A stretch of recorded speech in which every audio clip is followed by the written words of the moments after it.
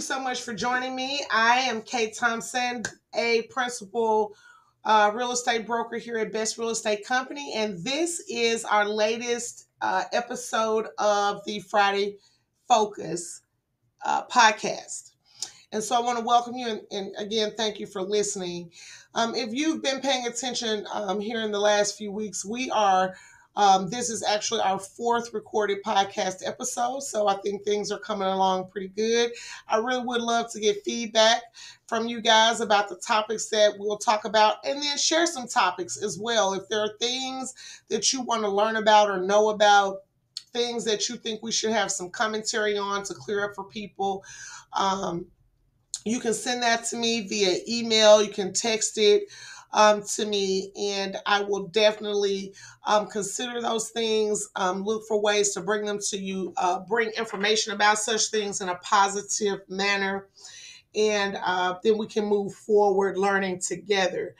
I want everyone who can hear this podcast to know how I believe about our relationship in terms of broker and agent. I believe it is sort of like a marriage.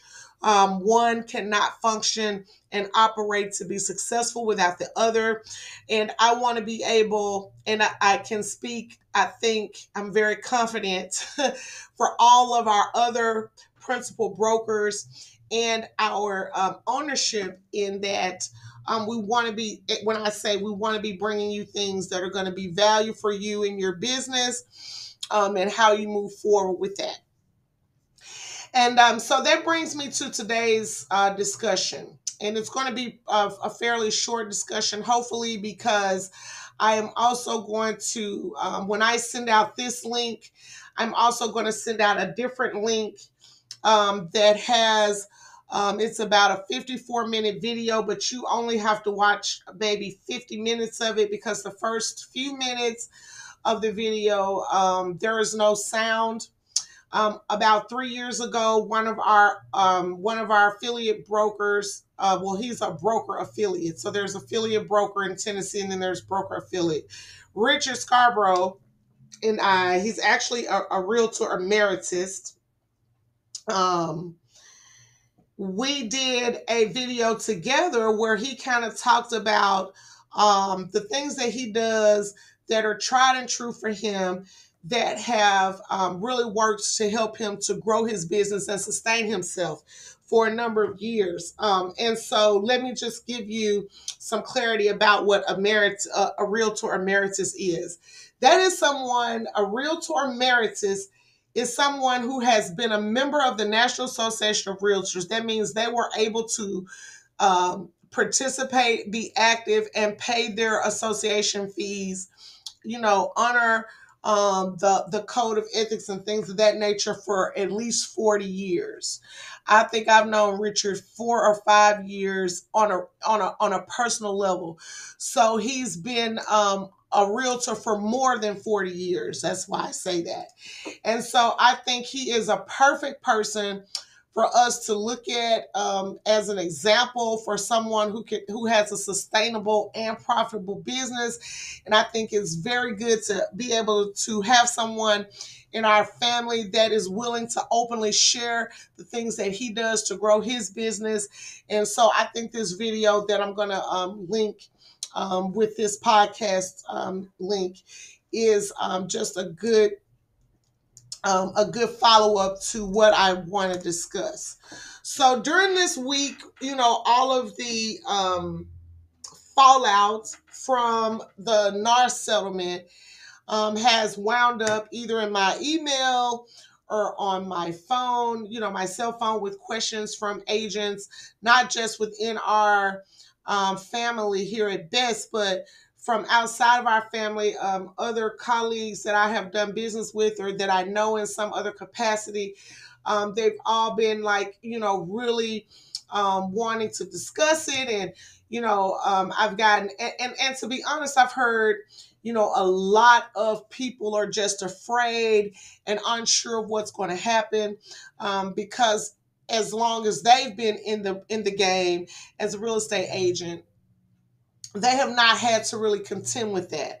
I have said for a long time that the National Association of Realtors kind of crippled a lot of agents because agents just believed they were going to get 3% if they work with buyers from the selling agent.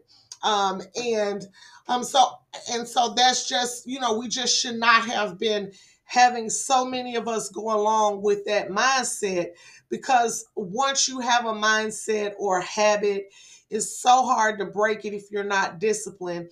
And I really feel like the fear and the frustration, in part, that I'm hearing from agents, it has to do with that. The other thing is, some of the agents and brokers that I've spoken to have felt like, they have been stabbed in the back. That kind of sold them out, threw them under the bus. I have my own personal opinions about that. NAR has come out with some explanations and some information that you guys are more than happy to go and take advantage of. They have a website dedicated to just these lawsuits and the outcomes, and what it means for us as agents to continue operating within the organization. And you can find that information by going to competition.nar and see all that they've said there. My thing is, in this week, and talking to different agents and working in the office with Tennille as we check files and do those things that we need to do in order to remain in compliance, I have been a little surprised by some of the things that I've heard and seen. So I just wanted to clear these things up for you guys, so that in case you don't know, you can learn today. And then tomorrow, I hope to see you at our office meeting in Olive Branch, where we'll talk more in depth about how to position yourselves to display and relate a value proposition to your clients, and things that we can do in order to ensure that we can still make a living as real estate agents with these changes that are coming up. And if you guys want my honest opinion, yes, there are going to be some things that are different, but the hustle is still the same. If you have been explaining to your clients all the time about how commissions work, then you shouldn't have any problem. But if you've been telling your clients, hey, the seller's going to pay my commission, and that's all you say, then I can see where you could feel like you're in a bit of a pickle in how to explain that. A lot of people don't look at their compensation in terms of value. And so one of the things that I want to stress to you guys is that you have to do that. The lawsuits, there was no settlement that said we could not continue to charge the commissions that we were charging. The settlement just said we had to be transparent about how we were getting the money, and we had to make sure that our clients were aware. And so that's enough that I'm going to say about that. I'm just going to move on to the next things that I wanted to bring up. So number one, the National Association of Realtors never really stated at what point. I think they never really shared across the board with realtors when you should turn in a compensation. I mean, not a compensation agreement, but a buyer's rep agreement, a buyer's representation agreement.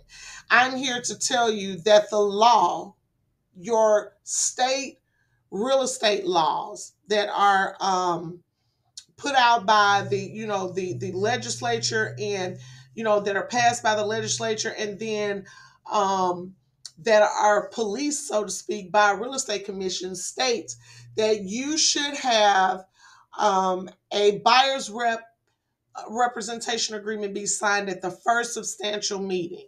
So you really should be doing that the minute you go out and start talking to somebody about what their financing is. And the minute you show them a house, open a door, you should be working at that point to get your buyer's representation agreement signed. We ran across some situations here where people were saying, or that we got the message that some buyers don't want to sign buyer's rep agreements. Well, at some point you have to figure out what is the value in that client for you, because you need that agreement in order to be compensated. Technically, if we don't have an agreement for representation for a client, we can't be paid. Um, we shouldn't be paid a commission because of that. So make sure that when you are working with buyers, that you definitely are getting that buyer's rep agreement at the first substantial meeting, and that it is signed by all parties involved in the transaction. And we do look for that. And when you turn in your closing documents to get your commission check. So thank you to all of you that are consistently in compliance with that particular rule and turning in that document. We also are going to be making sure that the document has a signature and a date from the client. So we did run across a file that was really old, where someone put buyer refused to sign, but the buyer had we had a commission check, and we had other documentation where the buyer signed. So I don't understand why the buyer wouldn't sign uh, a compensation agreement, but they signed a purchase and sale agreement. So make sure that you have those in your files at all times. We will not be able to release your check without a signed buyer's rep agreement. The second thing that I want you guys to do is go back, and we can talk about this at a later date. You guys just let me know if you want to have a podcast on it, or if I should, bring it to a meeting. But there are different forms of agency that you can use to your advantage. And sometimes using those other forms of agency will allow you to alleviate some of the pressure you may feel, especially if you're not getting, if your client is not able to give you, a 6% commission. So there's all sorts of agency that you can use. Well, not all sorts, but several, depending on the states that you're in. So I'm not going to run through any now. I'm licensed in 5 states, and each state has some different rule where it relates to agency. But I would suggest that you look at what your real estate commission's rules are in terms of agency. And like I said, you may be able to alleviate some of the work that you normally do because you have a different type of agency. And agency just means the way that you're representing the buyer or the seller. So make sure that you do that. A lot of you agents out there find yourself in a position where you're the dual agent, meaning you're working for both the buyer and the seller. Those are instances when you have that type of situation where you can maybe, make some adjustments and help the buyer and the seller out in terms of commissions. If you're the only person working the file, and I understand sometimes, things can be difficult, and we feel like we may need to make more than we are making. But just the truth of the matter is, you want to make sure that whatever the situation is, that you're disclosing that. Like, you have to disclose that you're working with both the buyer and the seller in a transaction. That is a real estate commission rule that is, supersedes NAR. And just so you guys know as well, your state licensing procedures and the rules that we adhere to from the real estate commission, your state commission, those rules supersede what NAR has. And in most cases, more often than not, the rules for your state have the same level of ethical requirements that NAR has. So when you're in doubt about which rule to follow, whether you should follow a NAR rule or a state licensing or a state rule for how you should navigate a real estate transaction, you definitely should choose the state rule first. And then finally, because I really did want to keep this to a very short podcast, so I just have a few seconds. Finally, the other thing that I want to impress upon you guys is that being able to, a lot of times our for sale by owners don't want to pay two agents. That's the number one reason that they have had historically for not wanting to hire a buyer. Hire a realtor. You can put yourself in a very special position with these people in order to be able to get yourself paid if you bring a buyer. So there's marketing, there's different things that we can do. Best has a lot of tools. I just invested in a new tool that I'll be rolling out with you guys next week. Hopefully, it's that we can use to promote our own listings and to create interest for our own buyers. And so I encourage you guys to come out tomorrow. We're going to talk, or actually, I'm making this on Thursday, so hopefully you'll hear it. It goes out right before our office meeting tomorrow on Friday. So hopefully this will entice you to come out. I do have lunch for those people who RSVP'd. But just because you didn't get a chance to RSVP doesn't mean that you cannot come. Please bring a lunch with you. If you don't think there's going to be enough, we will be touring and open a new construction model home and learning about some bonuses and things in terms of how DR Horton is willing to cooperate with other agents to bring them buyers. And we will also be talking about value proposition, and I will be sharing some things with you about how you can work with these people who may not have a bunch of money laying around, but that need your services that you want to be paid for. So I hope to see you guys on tomorrow. And like I said, if there's anything that you want us to talk about or discuss on this podcast, you can email me or text me. I do want to say to you all to remain encouraged and to remain positive. Know your worth and your value, and stick to that. And as long as you're able to adequately articulate that to your client, they will pay for your service. So don't get caught up with, this is changing, so I might as well give up. We are Best Real Estate Company. We are not a family of quitters. We are a family of doers. We are a family of problem solvers. We have some of the very best and most brightest real estate professionals in our markets right here in our house. And so I just want you guys to remember that, and to remember that your leadership, myself, Malcolm Settles, Lydia Nance,